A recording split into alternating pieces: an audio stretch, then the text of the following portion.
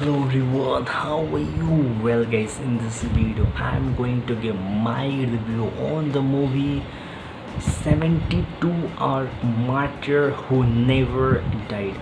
यार ये movie India और चाइना वॉर जो 1962 में 20th अक्टूबर टू 21st नवंबर 1962 में इंडिया और चाइना के बीच में जो वॉर हुई थे उस वॉर के स्टोरी के बेस पे ये मूवी बनाई गई है। बेसिकली 72 आवर्स क्यों रखी गई है इस मूवी का नाम, I will talk about it in detail. But before that welcome you all to my channel. यार 1962 में इंडिया और चाइना की वॉर हुई थी और चाइना ने इंडिया को बहुत ही बुरी तरीके से डिफीट कर दिया था। या you heard it right, China ने इंडिया को बहुत बुरी तरह से हरा दिया था। इसके पीछे बहुत सारे रीजंस हैं, बहुत सारे फैक्टर्स। ऐसा क्यों हुआ कि इंडिया को इतनी बुरी तरह से हार्म देखना पड़ा। सबसे पहले रीज़न ये था कि उस समय के जो प्राइम मिनिस्टर थे है ना, जवाहरलाल नेहरू, वो इंडिया और चाइना को हमेशा एक फ्रेंडशिप की तरह से देखते रहे। चीनी इंडियन एंड चीनी भाई भाई काइंड ऑफ जो हमेशा एक कॉन्सेप्ट लेके जवाहरलाल नेहरू लेके चले, वो हमेशा लाइक हमें चाइना से नहीं पाकिस्तान से ज़्यादा डर है। ये हमेशा एक कॉन्सेप्ट हमेशा उनके दिमाग में रहा, जो कि एक रॉन्ग कॉन्सेप्ट है as far as 1962 is concern. वहाँ पे चाइना हमारे लिए ज़्यादा डेंजर था। इस चीज़ को पंडित जवाहरलाल नेहरू ने नहीं समझ पाया या इस चीज़ को उनके दिमाग में स्ट्राइक नहीं किया। अभी भी चाइना तुम देखते हो कि हमेशा 1962 की हमेशा याद दिलाता रहता है कि हमसे फ़ाइट करोगे तो 1962 वाली हालत होगी और हम तुम्हें निस्तो नाबूद कर देंगे दिस और दैट। लेकिन इंडिया का हमेशा रिस्पॉन्स रहा है कि 1962 में we are not ready and और इट वाज लाइक कि सडन हो गया। हम बिल्कुल भी प्रिपेयर नहीं थे। वी वर लाइक कि यार इंडिया एंड चाइना भाई भाई काइंड ऑफ। जो जवाहरलाल नेहरू की बहुत बड़ी मिस्टेक थी, बहुत बड़ी एक नेग्लिजेंस कहोगे और क्या कहोगे। चाइना के 80,000 सोल्जर्स के सामने इंडिया के जस्ट 20,000 सोल्जर्स हैं यार। और चाइना उस समय भी बहुत अच्छा हाईटेक चीज़ें जैसे राइफल्स और जो वेपन्स उनके पास बहुत ज़्यादा अच्छे थे यार। 80,000 चाइनीज़ को 20,000 वहाँ पे, और जहाँ पे चाइना को एक फुल सपोर्ट मिल रहा है गवर्नमेंट से और हर एक चीज़ उनके पास वेपन अच्छी है, हर चीज़ and you are not aware of कि ऐसा वॉर भी होने वाला। सडनली तुम पे कोई अटैक कर देते। it was definitely a lose situation for the India to not to face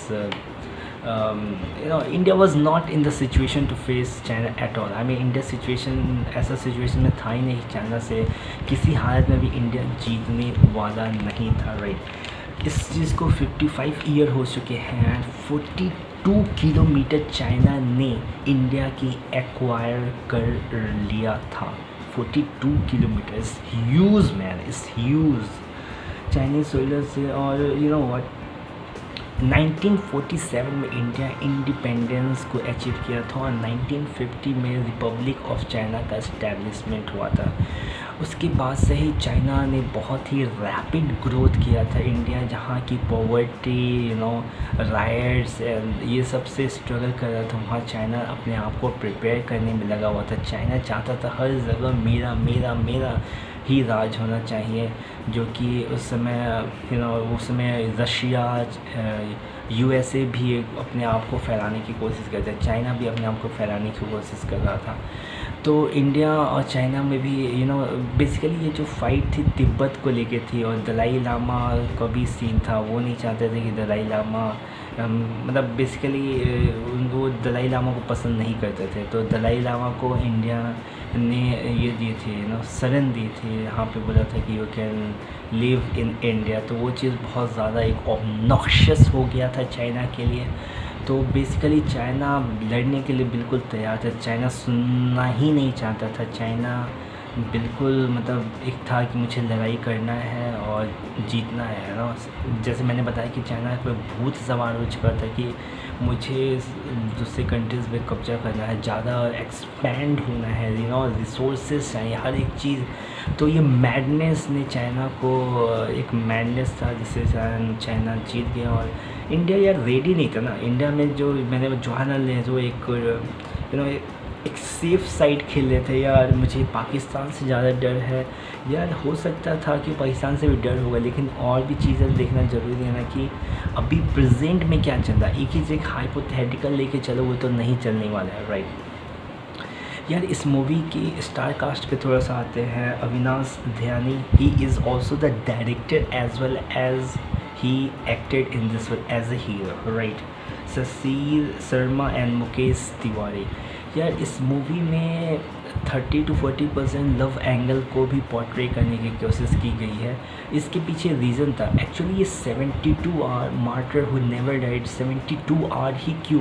ऐसे जैसे मैंने बताया कि इंडिया चाइना की 80,000 जो सोल्जर्स हैं और इंडिया की जस्ट 20,000 सोल्जर्स हैं। जसवंत सिंह रावत एक राइफलमैन था जिसने 3 दिन तक अकेले विथ हर गर्लफ्रेंड, उसने 3 दिन तक तो उसकी गर्लफ्रेंड नहीं आई थी, लेकिन दूसरे दिन उसकी गर्लफ्रेंड आई थी।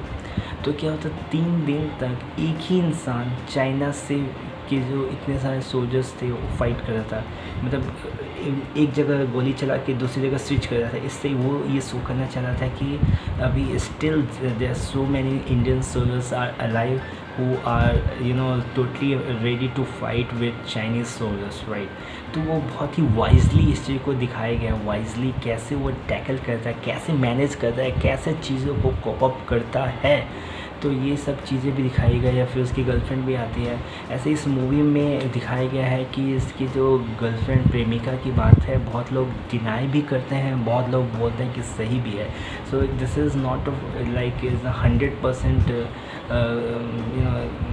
लाइक एक राइट बात है कि उसकी कोई गर्लफ्रेंड है। तो इस मूवी में बोला गया है कि बहुत लोग इस बात से डिनाई भी करते हैं कि उसकी कोई गर्लफ्रेंड है, लेकिन इस मूवी में दिखाया गया है क्योंकि बहुत लोग बोलते हैं कि उसकी गर्लफ्रेंड भी थी जो कि वॉर के टाइम पे चली गई थी घर छोड़कर, और उसकी भी मौत हो गई थी और वो भी मर जाता है। तो it's very difficult to fight with so many soldier and one person to tackle all this thing. I mean where you don't have much resource, where you don't have much weapons and जो भी weapons चाहे, जो भी एक rifle या AK-47 whatever the things you need to fight with जो कि एक वॉर के टाइम में ज़रूरत होती है, वो इस मूवी में दिखाया गया। जैसे कि वो सारी चीज़ें वेपन्स ख़त्म हो जाती है, बम वगैरह भी ख़त्म हो जाती है, जिससे कि तुम कितना यार तुम्हारे पास वेपन्स ही नहीं है, तुम्हारे पास जो भी चीज़ें हैं गन्स हैं उसमें जो गोलियां हैं वो भी कम है।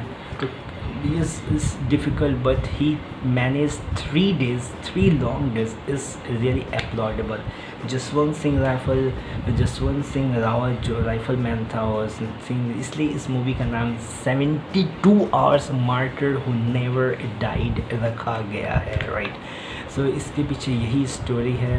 और ठीक है थोड़ा सा और अच्छी तरह से प्रेजेंट, लेकिन जैसे इस मूवी का जो बजट है और जो बॉक्स ऑफिस कलेक्शन है मेरे को नहीं मिला, तो मुझे लगा कि ये मूवी फ्लॉप मूवी थी। क्योंकि ऐसे मूवी यार बहुत से अच्छे मूवीज़ बॉलीवुड जो प्रोड्यूस करते हैं वो तो चलती नहीं है, और ये तो मुझे लगा कि क्योंकि थोड़ा सा एंटरटेनमेंट फैक्टर भी जैसे था, जैसे बहुत लोग डिनाई भी किए थे कि इसकी कोई गर्लफ्रेंड थी, लेकिन इस मूवी में दिखाया गया क्योंकि it was 50-50 kind. So entertainment factor उतना भी नहीं था, और he is not a star of this और दैट कि लोग ऐसे ही शक्ल उठा के चले जाए देखने। तो ये मूवी मुझे लगता है एक फ्लॉप मूवी थी। लेकिन चलो यार इससे ये बहुत सारी चीज़ें पता चला है, लाइक यार हम अच्छी मूवी को अप्रिशिएट क्यों नहीं कर सकते, और अच्छी मूवी को अप्रिशिएट करना चाहिए यार। I mean as long as you will deny to appreciate good movies, the producer the good scripters are not going to make good movies यार। This is our responsibility to appreciate it, and as long as we will just watch 2 rupees movies, is going to be horrible. It's going to be horrible, right? So this is me signing off from this video. Have a great day, take care of yourself, and don't forget to subscribe. Anyway, one thing is that I just mention that कि इस movie का director और actor दोनों एक ही थे, तो इसने direct भी किया था, तो it's worth difficult. I think instead it could be better someone else directed this movie, so that एक अच्छी मूवी हो सकती है. क्योंकि तुम एक्टिंग भी करो, डायरेक्ट भी करो, और ऐसी वॉर जैसी मूवीज़ जैसे जो पैट्रियोटिक मूवी होती है, इसमें ज़्यादा टेक्निकलिटी की ज़रूरत होती है. तो मुझे लगा कि ये एक it was not a good idea, it was not a good choice this actor has taken as far as this movie is concerned. Have a great day. Subscribe this channel, share this video, and like my videos. Have a great day.